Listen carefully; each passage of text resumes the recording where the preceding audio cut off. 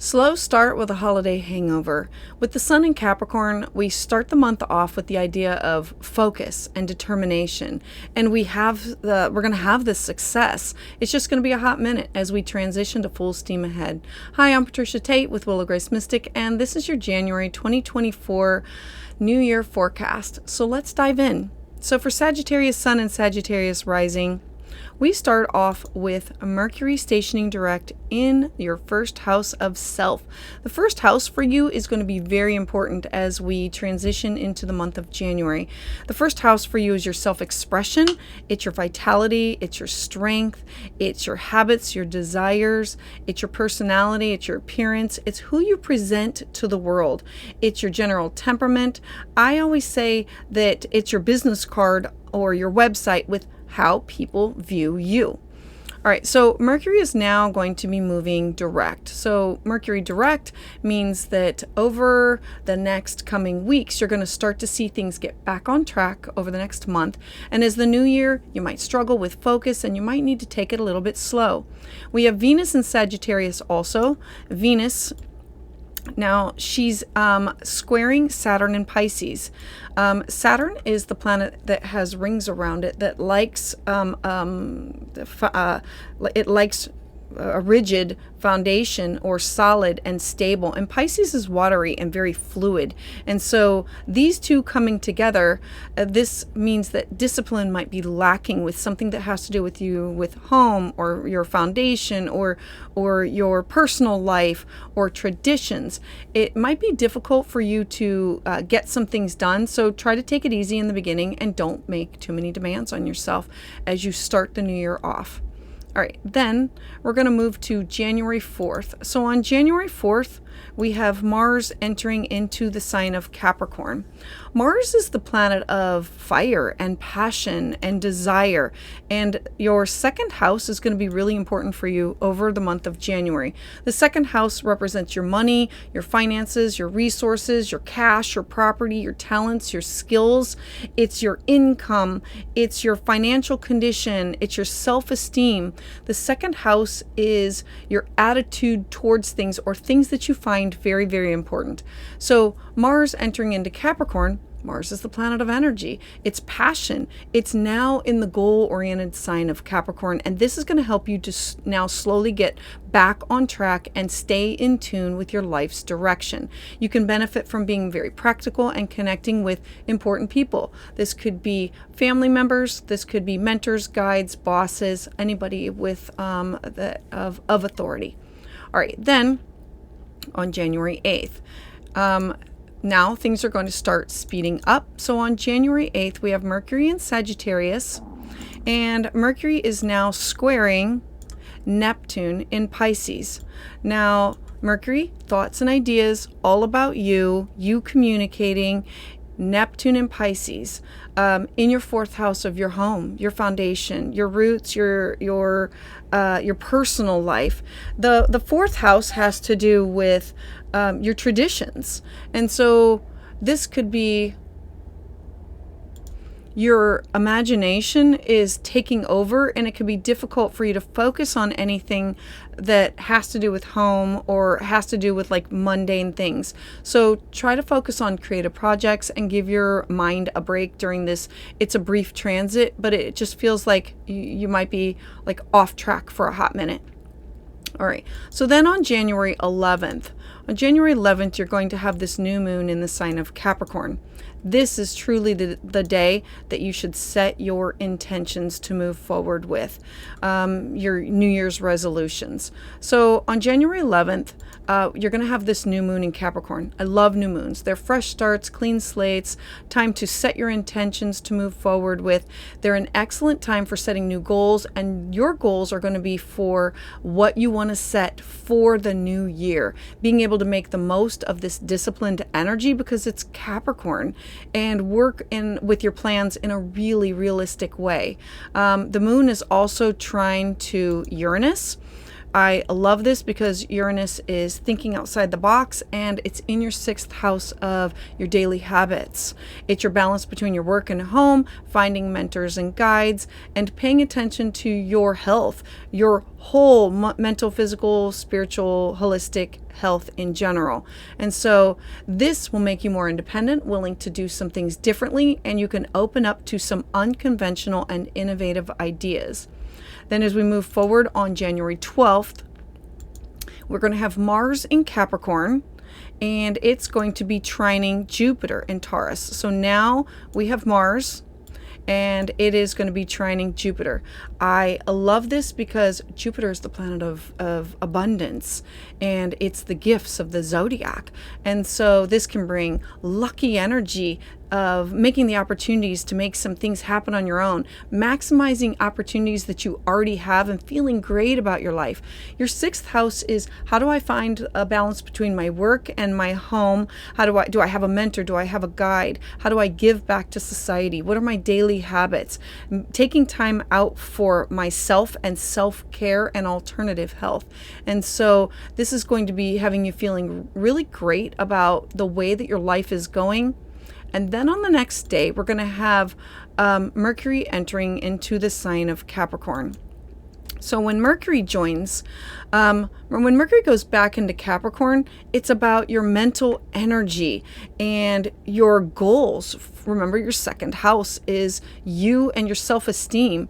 It's your values. It's things that you can touch, and it could be people, like people that you really value. And so Mercury entering into Capricorn, it's going to help you with disciplined mental energy. You can work on your long-term goals, your long-term plans, taking this practical approach to talk with those people that you respect to get the things done. And then we move to January 20th. So on January 20th, we have the sun entering into the sign of Aquarius. I love this for the energy is now going to shift.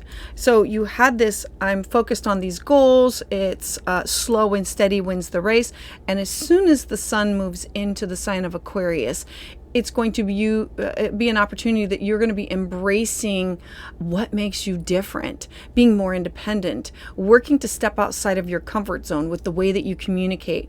This could be with home, with the 3rd house has to do with relationship with siblings, relationship with neighbors, traveling close to home. It's work. It could be writing, personal spirituality, acquaintances. It's how you say and do things when you talk and exchange ideas with other people. So now you're taking that new moon intention, and now you're shifting it into your 3rd house of the way that you communicate and thinking outside the box. And it's outside of your comfort zone, making changes to focus on your personal future. And then we also have Pluto there. Now, Pluto comes back into Aquarius.